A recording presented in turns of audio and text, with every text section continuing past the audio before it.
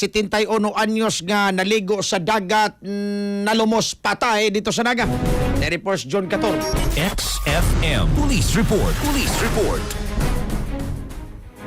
Iyas patay kining usa ka 71 anyos nga lalaki human gini malumos samtang naligo ni sa dagat dito sa Sitio San Juan, barangay Iniagan, Dakbayan sa Naga, mga alas 6:45 ni kaganihang buntag, Hunyo 1, 2026. Ang biktima nga namatay giilang si Victor Iting Binauro, 71 anyos, minyo residente sa Porok Tower, Upper Bayong, Iniagan, Naga. Sa investigasyon sa kapulisan sa City of Naga Police Station, samtang nag-inusara ni paglangoy, naglaligo ni kini ka maog biktima sa maog dagat nga dunay gibanabana nga tulo ka 3 feet ang gilawmon. Matod pa sa usa ka saksi nga nakakita nga kini nga biktima nga naglangoy mo tunga sa ibabaw nga bahin sa dagat apan motidlom pagbalik nga nagtuora sila nga normal lang kini nga naligo apan kadit kini nga mikupot sa usa sa paa nini nga biktima nini nga anak nini usa ka saksi nga mo ilag nahibudgan o dito na lumos sa diri kini mo 71 anyos gisuyan pa kanila pagtabang sa daplin sa baybayon ila ni gihawas apan gidangat to sa General Hospital alang unta sa igo nga pagtambal apan pag-abot na ini